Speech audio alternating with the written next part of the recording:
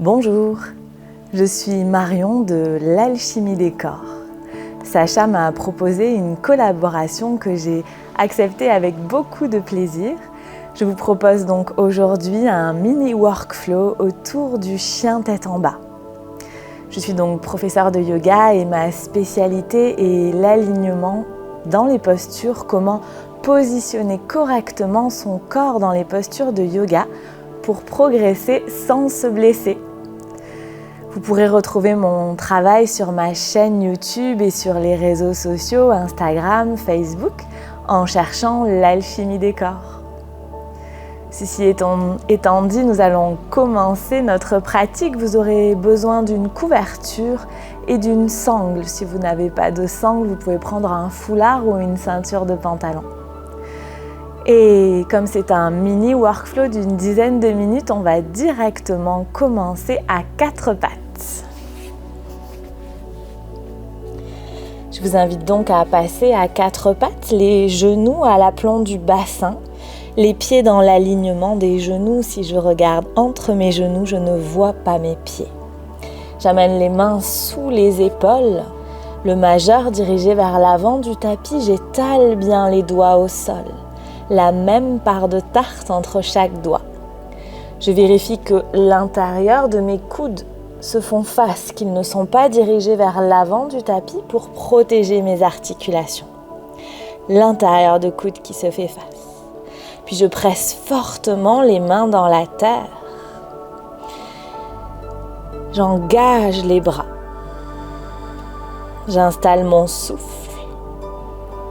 Peut-être un léger ujjayi, cette petite contraction dans la gorge. Et en expirant, je vais bien planter le dessus des pieds dans la terre. Une posture active, toute simple. Et sur ma prochaine inspiration, je vais retourner les orteils du pied droit et en expirant, je vais tendre la jambe droite vers l'arrière. Je presse bien le talon vers l'arrière du tapis. Je vérifie que les mains et les épaules sont toujours alignées. Et sur chaque expiration, je presse un peu plus le talon droit vers l'arrière. J'engage ma rotule, je fais remonter la rotule vers la cuisse. Simplement en donnant l'indication au corps de presser le talon vers l'arrière. Je continue à pousser les mains dans le sol, à me repousser du sol avec les bras. J'inspire. En expirant, je monte le talon à hauteur de la hanche droite. Je vérifie que ma fesse droite, ma hanche droite n'est pas partie vers le ciel. Je rabaisse bien la hanche droite. Les orteils sont dirigés vers le sol, la cuisse droite qui roule vers l'intérieur du corps. Je ne perds pas mes bras. Je pousse bien le sol avec les mains, le nombril qui s'engage, qui rentre légèrement vers la colonne vertébrale. Un souffle tranquille. J'inspire. En expirant, je repose le genou droit au sol. J'inspire, je retourne les orteils du pied gauche et en expirant, je tends la jambe gauche vers l'arrière. Je presse bien le talon gauche. Attention, souvent on a tendance en pressant le talon gauche à laisser partir les épaules en arrière. Je vérifie bien que mes épaules sont toujours à l'aplomb des poignets. Et je pousse fort le talon gauche vers l'arrière du tapis. J'engage toute ma jambe. Je repousse l'arrière du genou vers le ciel. Je respire calmement. Je savoure peut-être l'étirement du mollet. Et j'inspire. En expirant, je monte talon gauche à hauteur de la hanche gauche. Le pied est toujours flex, les orteils vers le sol. Et je pousse bien la hanche gauche vers le sol pour avoir les deux hanches au même niveau. Le nombril s'engage, il remonte légèrement vers la colonne et vers le haut. Et je vérifie que je n'ai pas le dos cambré. Si je sens que mon bas de dos est creux, je contracte le périnée comme pour retenir une envie d'aller aux toilettes. J'expire. Ça va décambrer le bas du dos. Quelques instants encore, je plante bien le dessus du pied droit dans la terre, les mains dans le sol.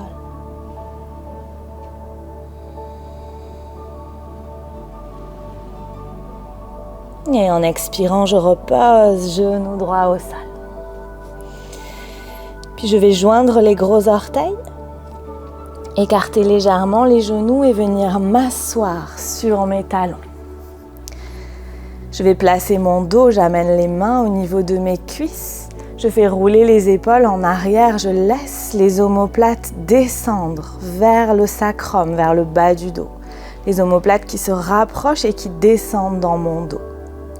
J'amène le menton parallèle au sol et en expirant, je recule le menton vers la colonne. Pas vers la poitrine, vraiment vers la colonne, comme si on repoussait mon menton vers l'arrière. Jalandhara Bandha. Et puis j'imagine que je n'ai plus d'articulation dans ma colonne vertébrale, que mon dos ne peut plus bouger. J'inspire. En expirant, j'écrase une cacahuète imaginaire entre les hanches pour amener le ventre vers les cuisses. Le dos ne bouge pas. Je trouve le sol avec les mains, j'inspire. En expirant, je vais un peu plus loin. Je laisse glisser les mains vers l'avant. Le dos ne s'arrondit pas, les épaules toujours rapprochées l'une vers l'autre, comme si je voulais faire un petit creux entre mes omoplates. Je repousse fort les mains dans la terre pour plaquer les fesses contre les talons. Mouvement opposé, je fais rouler les épaules vers l'arrière, je rapproche les omoplates pour bomber le sternum, la poitrine vers l'avant du tapis. Je vais jusqu'où je peux, sans que mes fesses ne décollent de mes talons, et je respire tranquillement. J'allonge ce souffle. Je ne lâche pas ma tête au sol, je repousse la nuque au plafond, je recule le menton vers la colonne. Et puis j'inspire, je plante les mains dans la terre, je ne bouge pas les mains. Et je tire simplement dans mes mains pour passer à quatre pattes. Je replace les genoux à la largeur du bassin et je retourne les orteils, je crochette les orteils, je ne bouge pas les mains. J'inspire. En expirant, je pousse les fesses vers les talons. J'inspire, je repousse fortement le sol avec les mains pour engager mes bras. Et en expirant, je soulève les genoux, je pousse les fesses au ciel tranquillement. Et là, je monte sur la pointe des pieds, comme si j'étais sur des chaussures à talons géantes. Et je plie les genoux, je déverrouille les genoux. Et j'essaye de trouver du contact entre mon ventre et mes cuisses. Le chien tête en bas travaille d'abord dans le dos. Avant tout, on cherche à allonger le dos. Les jambes, c'est optionnel. En déverrouillant, en pliant les genoux, on arrive à travailler dans le dos, à positionner le dos correctement, à avoir un dos bien plat pour ne pas risquer de blesser les lombaires. Ok, puis en expirant tranquillement, je vais reposer les genoux au sol, je freine la descente avec les mains, je repousse fort le sol avec les mains. Et puis je vais venir chercher ma couverture. Je vais faire un rectangle avec ma couverture, plier ma couverture, faire un grand rectangle. Et je vais venir la poser entre mes cuisses et mon ventre. L'idée sera de ne pas faire tomber la couverture. On va donc repartir les genoux à la largeur du bassin, les gros orteils l'un contre l'autre et on place le dos. On fait rouler les épaules en arrière, le sacrum à la verticale du sol. Il n'est ni vers l'avant, ni vers l'arrière. Le sacrum vraiment à la verticale du sol. Je recule menton vers colonne, Jalandhara Bandha. Et en expirant, je descends, j'écrase la couverture entre mes hanches, je laisse les mains s'allonger loin devant. Puis j'inspire, je tire dans les mains, je retourne les orteils, je replace les genoux à la largeur du bassin. Et en expirant, je pousse les talons contre les fesses contre les talons. Et là, j'inspire. Et à nouveau, en expirant, je repousse fortement le sol avec les mains et je monte les fesses au ciel. Je vais chercher mon chien tête en bas. Et je me débrouille, j'essaye de ne pas faire tomber cette couverture. Vraiment, on cherche à avoir une pince, à avoir le ventre contre les cuisses. J'allonge vraiment, je repousse le sol avec les mains, les fesses au ciel. Et si je sens que c'est possible, je pourrais peut-être tendre les jambes, toujours sans perdre ma couverture, en restant sur la pointe des pieds. Tendre les jambes et engager les rotules, remonter les rotules vers les cuisses pour protéger mes genoux. Et si je sens que c'est possible, en expirant, je pourrais aller vers poser les talons au sol. Le dos ne bouge pas, la couverture ne tombe pas. Je garde cette pince, cette cacahuète entre les hanches. Et tranquillement, en expirant, je pourrais aller reposer les genoux au sol.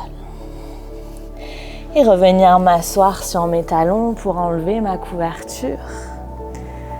Je vous inviterai à refaire cet exercice régulièrement pour vraiment trouver cette pince, cette flexion dans la hanche qui permet de protéger les lombaires, d'avoir un bas de dos bien plat. Quand on a un bas de dos bombé dans le chien tête en bas, on blesse les disques et à force, ça peut vraiment faire des catastrophes sur la colonne vertébrale.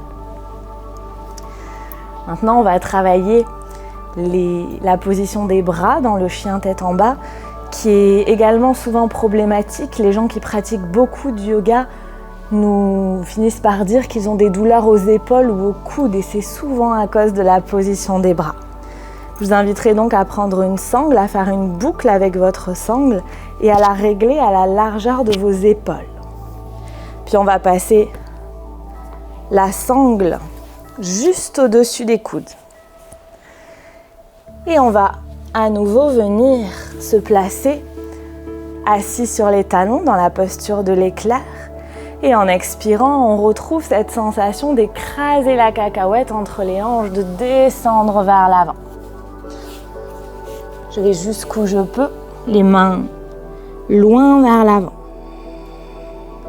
À nouveau, j'inspire, je tire dans mes mains pour repasser à 4 pattes. Je retourne les orteils, je replace les genoux à la largeur du bassin. J'expire, fesses vers talons. Et là, j'inspire et je remonte mon chien tête en bas. Je pousse en expirant les fesses au ciel, les genoux pliés sur la pointe des pieds. Et là, je pousse ma sangle avec mes coudes. Je tends la sangle avec les coudes. Ça va m'aider à engager mes bras. Peut-être que le front sera un petit peu dans la sangle, c'est pas le souci. Ce qu'on veut sentir vraiment ici, c'est l'engagement dans les bras pour faire travailler nos muscles. Donc en repoussant la sangle avec les bras et en faisant travailler nos muscles, on peut protéger nos articulations. Le poids du corps est porté par les muscles et non plus par les articulations. Et en expirant tranquillement, on redescend au sol. Peut-être que vous aurez senti beaucoup de différences dans votre posture du chien tête en bas avec une sangle. Dans ce cas-là, c'est que vos bras ne sont pas placés correctement. On pourrait bien évidemment refaire ce travail avec la sangle et la couverture. J'espère que ce mini workflow vous aura permis de sentir un petit peu plus l'alignement du chien tête en bas et de pratiquer, de progresser sans vous blesser. Si cette vidéo vous a plu, vous pouvez retrouver d'autres vidéos sur ma chaîne YouTube et également télécharger un programme entièrement gratuit de 14 jours de yoga. Nous vous mettrons le lien en barre d'infos de la vidéo pour aller un petit peu plus loin et amener le yoga comme une habitude dans votre vie. Merci d'avoir visionné cette vidéo. Merci pour votre présence et à bientôt. Namasté.